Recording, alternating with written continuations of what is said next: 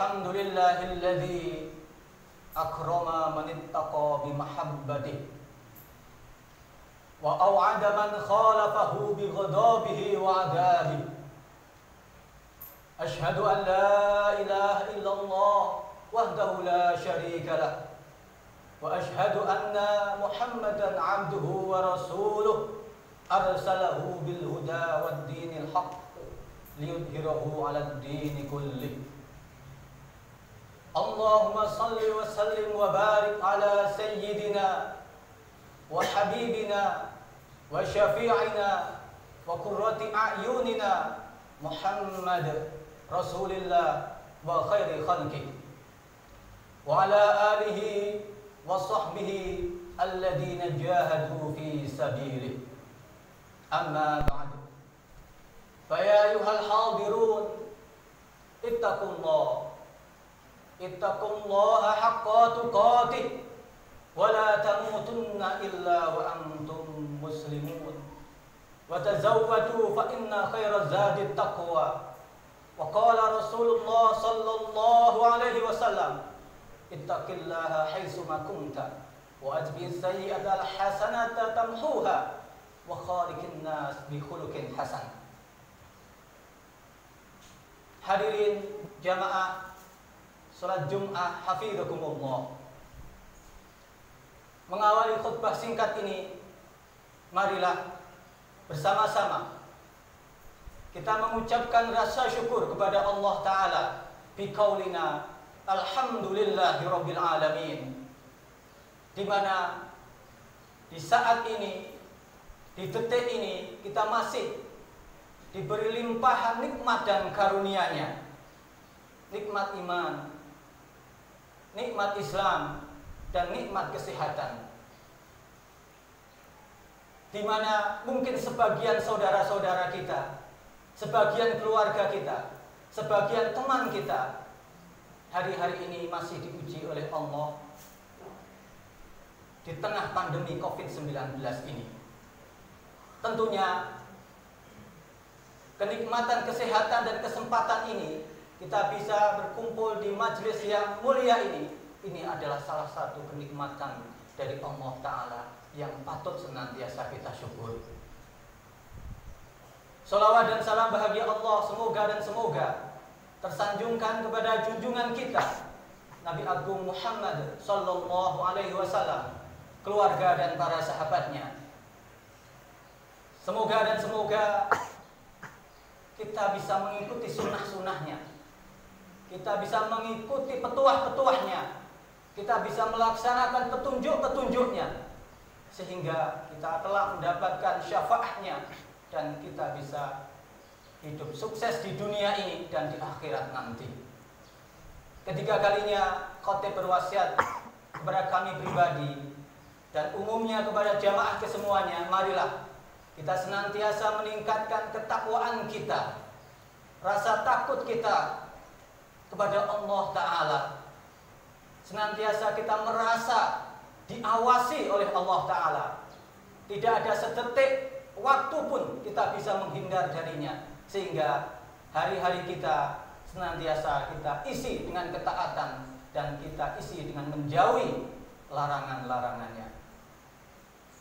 Hadirin jamaah salat Jumat yang dimuliakan Allah Ta'ala, Al-Imam Abdul Wahab Asy-Sya'rani dalam karyanya yang terkenal yang berjudul Al-Minah As-Saniyah, beliau menyebutkan beberapa kisah yang sangat inspiratif, kisah yang sangat menyentuh hati bagi kita, khususnya terkait dengan fadilah dan keutamaan sholat jamaah. Kisah yang pertama yang disebut oleh beliau adalah kebiasaan Sayyidina Umar dan juga putranya Sayyidina Abdullah bin Umar, di mana ketika ada satu malam pun Sayyidina Abdullah bin Umar tidak melaksanakan sholat isya, maka beliau semalam suntuk itu mengqadai sholat penuh dari waktu Isya sampai subuh, tujuannya adalah untuk menambeli keutamaan sholat jamaah Isya yang beliau tinggalkan. Ini kisah yang pertama. Kisah yang kedua, ini adalah hal yang sempat menimpa Al-Imam Ubaidillah bin Umar Al-Qawariri. Beliau adalah gurunya Imam Al-Bukhari dan juga Imam Muslim, karena beliau keduanya meriwayatkan hadis dari Ubaidillah bin Amr Al-Qawariri ini. Beliau lahir 151 Hijriah, jadi semasa dengan Imam Syafi'i, dan meninggal 235 Hijriah. Dikisahkan karena suatu malam ada tamu yang tidak mungkin untuk ditolak beliau untuk bercakap-cakap. Maka di waktu malam itu Al-Imam Ubaidillah tidak dapat mengerjakan dan menunaikan sholat jamaah Isya. Lantas beliau sedikit menyesal ketika seorang tamu tadi sudah pamit pulang. Beliau memaksakan diri untuk keluar rumah, mencari masjid-masjid, siapa tahu masih ada yang belum menunaikan sholat Isya. Tapi apa boleh dibuat, semua masjid yang dikunjungi beliau sudah ditutup semua, sholat Isya sudah ditunaikan semua. Maka Al-Imam Ubaidillah merasa sangat bersedih, sehingga beliau pulang menuju ke rumahnya. Kemudian beliau berpikir-pikir, Rasulullah dulu sempat menyatakan bahwa keutamaan sholat jamaah dibanding dengan sholat sendiri adalah 27 derajat. Mengingat hadis ini, Al-Imam Ubaidillah langsung bergegas di malam itu untuk mengobati kesedihan beliau. Beliau menunaikan sholat Isya-nya di rumah beliau diulang sebanyak 27 kali. Bayangkan, 27 kali 4 rakaat. Berarti ada 108 rakaat yang waktu malam itu ditunaikan oleh beliau. Tujuannya adalah untuk mendapatkan keutamaan sholat jamaah. Ketika beliau selesai sholat dan kecapean, beliau tertidur di malam itu. Di tengah tidur beliau bermimpi bahwa sekelompok teman-teman beliau sudah di depan mengendarai kudanya dengan laju yang cepat. Melihat hal itu, Al-Imam Ubaidillah bergegas memacu sekencang-kencangnya kuda yang dia kendarai. Tujuannya supaya bisa menyusul teman-temannya yang sudah ada di depan itu. Semakin dikejar, semakin jauh teman-temannya. Maka dari itu sebagian dari teman tadi menyatakan, "Hei saudaraku, engkau tidak akan mungkin bisa menyamai kita. Engkau tidak mungkin bisa menyusul kita, karena kita tadi adalah kelompok-kelompok muslim yang bisa sholat Isya berjamaah, sedangkan engkau sholat sendiri." Ini kisah yang kedua, kisah yang terakhir, diceritakan oleh Syekh Abdul Wahab Asy-Syarani dalam kitab yang sama. Salah satu kebiasaan dan sempat terjadi di kelompok salafus sholeh, ada satu orang suatu sore pergi ke kebun ke ladangnya, ke kebun kurmanya. Karena keasikannya mengurusi kebunnya, akhirnya beliau terlalaikan dan ketinggalan sholat jamaah Isya. Ketika beliau pulang bergegas ke rumahnya, betapa penyesalan dan kesedihan beliau ketika tidak mendapatkan jamaah sholat Isya.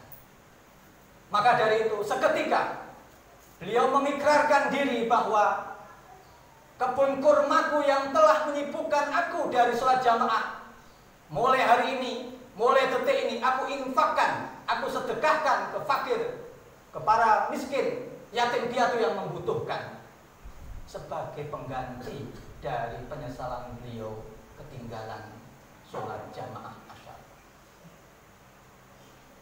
Hadirin jamaah Jumat yang dimuliakan oleh Allah Ta'ala, lantas hal apa yang bisa kita petik dari kisah-kisah ini?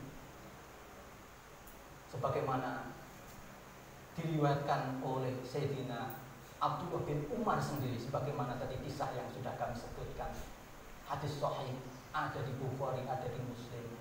Kanjeng Nabi berpesan, sholatul jamaah afdalu min sholatil fadli bisab'in wa isrina darajatan.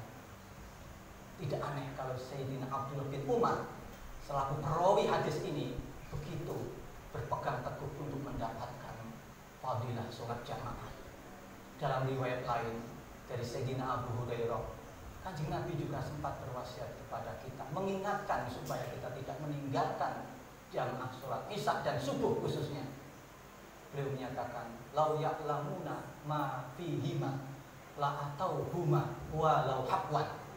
Andai kata orang-orang itu mengetahui dan mengerti fadilah, keutamaan yang akan dia dapatkan dari jamaah sholat isya dan subuh, maka orang-orang itu pasti akan mendatangi sholat isya dan subuh itu walau haqwan, meskipun merangkak dari tempatnya, dari rumahnya untuk menuju masjid mendapatkan sholat jamaah isya dan subuh.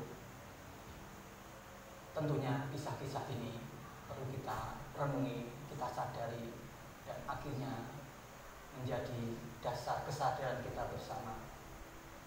Kita di pesantren tentunya nanti kita pulang tidak hanya sekedar membawa koleksi kitab yang tebal-tebal itu, tidak sekedar membawa berdus-dus kitab itu, tapi yang penting juga yang harus kita bawa ketika kita pulang dari pesantren ini adalah karakter, kebiasaan, keistiqomahan kita dalam menunaikan dan mengamalkan ilmu-ilmu itu.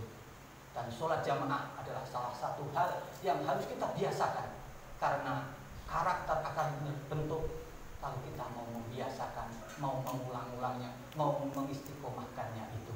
Sehingga tidak aneh kalau beliau Pak Yai dulu senantiasa berpesan istaqim fid dirosah wa sholatil jamaah.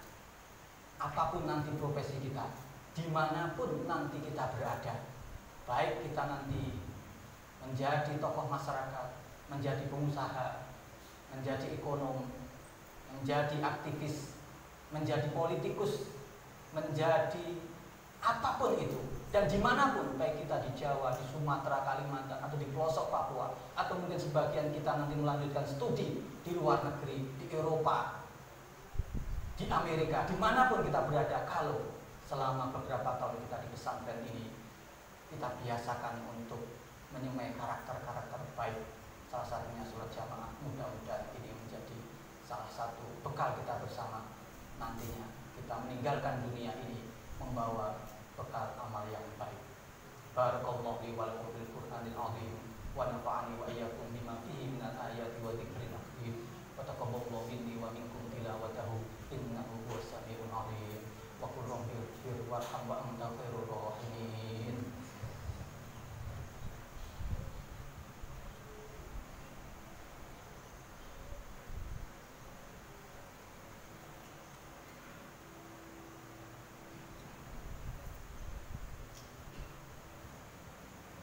Alhamdulillah hamdan katsiran kama amar. Asyhadu an la ilaha illallah wahdahu la syarika lah. Wa asyhadu anna Muhammadan abduhu wa rasuluh sayyidul khalaiqi wal bashar. Allahumma shalli wa sallim wa barik ala sayyidina Muhammad wa ala alihi wa sahbihi ajma'in. Amma ba'du. Fa ya ayyuhal hadirun ittaqullaha haqqa tuqatih wa la tamutunna illa wa antum muslimun. وقال الله تعالى في كتابه الكريم إن الله وملائكته يصلون على النبي يا أيها الذين آمنوا صلوا عليه وسلموا تسليما اللهم صل وسلم وبارك على سيدنا محمد وعلى آله وصحبه أجمعين. الدعاء اللهم اغفر للمسلمين والمسلمات والمؤمنين والمؤمنات الأحياء منهم والأموات. ربنا ظلمنا أنفسنا وإن لم تغفر لنا وترحمنا لنكونن من الخاسرين. اللهم اغفر لأمة سيدنا محمد. اللهم ارحم أمة سيدنا محمد. اللهم أصلح أمة سيدنا محمد. اللهم استر أمة سيدنا محمد. اللهم اجبر أمة سيدنا محمد. اللهم فرج عن أمة سيدنا محمد. والحمد لله رب العالمين. Ibadallah, innallaha ya'muru bil 'adli wal ihsan wa ita'i dzil qurba wa yanha 'anil fahsya'i wal munkari wal baghi ya'idukum la'allakum tadhakkarun. Fadhkurullaha al-'azim yadhkurkum washkuruhu 'ala ni'amihi yazidkum was'aluhu min fadlihi yu'tikum wa la dzikrullahi akbar. Aqimus shalah.